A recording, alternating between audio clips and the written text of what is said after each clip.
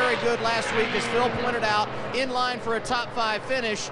They had that taken away. Not only did it hurt them in the points, but it killed the momentum that they had built up so far this season. Tonight, Phil, you mentioned the fact they had to start in the back, and if this truck hadn't been fast in the early going, they could have been in jeopardy of being one of those vehicles to go a lap down. Johnny, though, has very patiently worked his way through the field, running in the 17th position.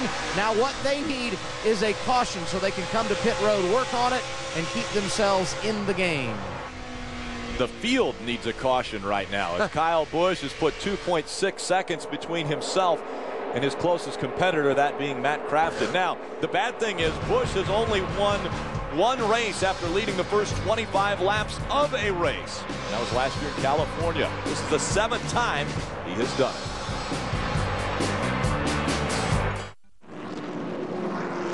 Next Friday, NASCAR begins its Duel in the Desert, and everyone is fired up for the ultimate Friday night house party as David Ruderman and A.J. Allmendinger stop by NASCAR trackside next Friday at midnight Eastern, only on Speed. Mario Goslin in the tire monkey truck. I went down there and took a picture of that truck. That's the coolest looking thing. See that monkey right there behind the 12 carrying some tires? He got the Aaron's lucky dog back on the lead lap, so Mario's got a new lease on his life, at least for this evening. He's carrying a set of tires. He's got it all. Yeah. And the reason why he was able to get the Aaron's lucky dog is because we're under our first caution. It was for debris on lap 32. And now the field all in line, looking to peek onto pit road. Is it too early? Or are we I think they're coming. I think they're coming. They've got a little debris right there on the entrance to pit road, so I'm sure that they will make the field go by one more time. Yeah, the pit road's still closed. So yeah, they're waving it off. Phil, they have to pit, right? Absolutely. And they know they have 3 sets of tires in the pits. They have one on the truck. So, you know, a 150-lap race. I mean, they're pretty close to their window as far as cutting this race into 4 segments. And there's no telling how many sets of tires Mario Goslin's got. He's got a tire monkey. He's got a tire monkey. He can get them anytime he wants. Yeah. While we were away in break, Ron Hornaday took over the 2nd position from Matt Crafton. Looked like Matt ducked to the inside here. Matt had started to slide up the hill a little bit. Ron had run him down in 2 or 3 laps. And Phil, as a race car driver, especially running up in the 2nd spot, you see a truck gaining on you 2 or 3 laps in a row and gets right on you. You save both yourselves time by doing what Matt does right here. Yeah, he just gives him room down here. You see him slide up the racetrack. Ron's going to be able to drive by. Probably did not hurt Matt's lap time, 1/10 of a second, maybe 2 at the most. They had a big gap between them and Matt Crafton, or excuse me, Timothy Peters, who's back and forth, so it made a lot of sense for them to work together right there. Crews up on the wall, expecting their teams to come down. Now, when Matt moves out of the way for Ron Hornaday, in the back of his mind, is he thinking, you remember that restart where I punted Ron Hornaday and then I punted Todd Bodine? Is that like, okay, I don't want to do anything to upset this guy because he might still remember that? No, that was lap 30. About lap 130. I mean, later then it'll come back. It'll all start and go right into that other mode, won't it, Phil? They forget all that working together part. They tighten the belts up a little bit and things change. All right, the field making their way onto pit road now. We go down to Adam Alexander. Rick Timothy Peters started 2nd here tonight. He finds himself 4th under our first caution of the evening. He will come down pit road for service. Loose in turns 1 and 2. Snug into turn 3. Track bar adjustment and air pressure. 4 tires and fuel for the 17. This stop at lap 34. Ray? The Longhorn Chevy was just a little bit aero-tight. Hornaday said no changes, though. I really like the way it's hooking on the bottom. At the top of your screen, you see Kyle Busch's Dollar General Toyota. He said no changes, and Eric Phillips says, I'm going to give you about a ½ a pound in the right rear. That should help you a little bit. Kyle had said he was a 1 snug on entry and a 1 loose into the middle. He'll easily be the first guy off pit road. The battle off, we'll see Hornaday getting 2nd, Harvick right with him. What a great job by Kyle Busch's pit crew. Yeah, how about Eric Almirola's crew getting him out, gaining 5 spots. There was a 3-wide race coming across the out to pit road, and it looks as though Almirola won that battle for the 3rd spot off pit road. Kyle Busch has been dominant under the lights at Nashville Superspeedway. Can anyone get by him? Kevin Harvick's going for 5 wins in a row. He's going to have to get by Busch to get the guitar. Be the biggest racing fan you can be with the Verizon Championship Racing at the track and on your phone. From nationwide IndyCar driver meet and greets to exclusive peeks inside the Penske garage, right on your VCast phone. For your hard card to racing nirvana, only from the network for the most 3G coverage. Verizon. Bill, Brad Keselowski has to go to the back of the pack after his pit stop. Pit crew jumped over to the wall too soon. Tough break. He came out in 10th position. Now it's going to put him back to about 22nd. Kyle Busch up front. Ron Hornaday on the outside. Double file restart. Oh, Hornaday missed the back shift in the air. Looked like Hornaday missed the shift, and Kevin Harvick ran right into the back of him.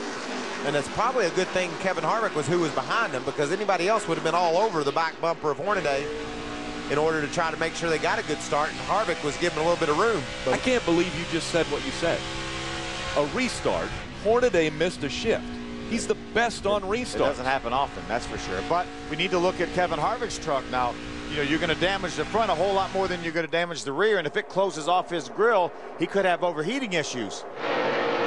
Try to get a shot of the front of that 2.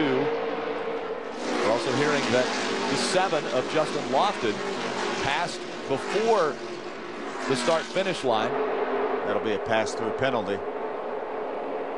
Stacey Compton goes way down to the inside. Going to make it 3 wide on the inside of Austin Dillon. Rick Crawford. Austin very wisely backed out a little early and let Rick Crawford get in the corner ahead of him. Yeah, the bad news for Austin, there's no break behind him. They're lined up 2 by 2 behind him to try to take spots. This is a great battle. Riding along with Johnny Sauter. He's able to pull away from that group. Going to move to the outside of David Starr in the 81 truck, the Zachary Toyota. Ricky Carmichael in that number 4 Monster Energy drink. Now that is a backup truck, because in our final practice earlier today, as we see a little contact there being made. Oh, he's going to make contact again. Whoa. Very close. Ricky Carmichael got into the wall and had to go to his backup truck. Taylor Malsom's going to make the pass on Jason White in a 23 Gunbroker truck.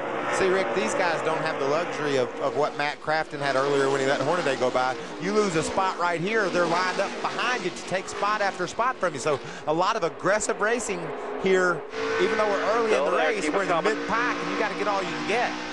This is the battle right here for the 15th position. Inside. Taylor Malsom in the 56. Inside. Riding along with Jason White. Clear low, clear low. There's James Busher, the 90 Great Clips truck, going to move it to the inside. Don't make it 3 wide, Ricky, not there. These guys are making me nervous. They're going 3 wide at Nashville down into the turns. We don't see that often.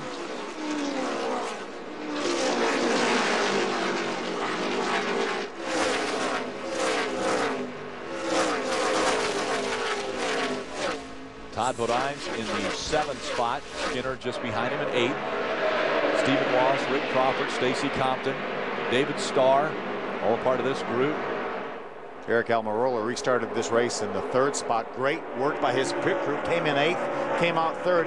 Now he has drifted back a couple spots to the 5th position. Carmichael looking to the inside of that 23, and we see the 33 starting to close the gap a bit on the 18, Ray. And Ricky likes the way his truck is entering the corner. It's a little bit tight coming off, but Hornaday came on the radio immediately after that restart and said, somebody please go pass along to the boss that I messed that up. I'm sorry. Hope it didn't hurt his truck. Spotter on the top of the roof has had an opportunity to look at the front of the 2. Harvick has been laying back a little bit to make sure they get plenty of air in there, but they said the front of the grill is just fine. Put the hammer back down. Let's go get them. Okay, guys, let's take a look back at what happened to Ron Hornaday on that restart. I think maybe we can listen to his onboard on that restart and see exactly what happened when he missed that shift. Usually that'll zing that engine too. Listen to this.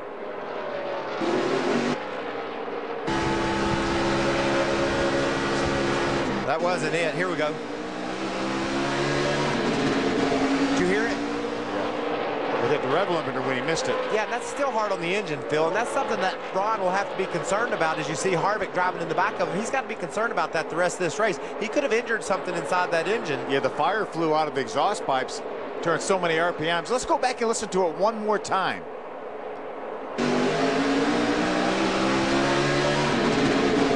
Hear that? That was the rev limiter.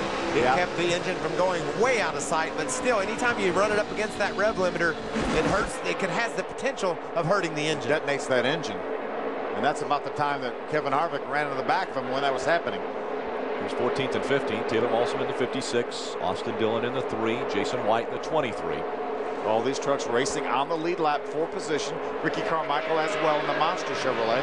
21 trucks on the lead lap. Mario Goslin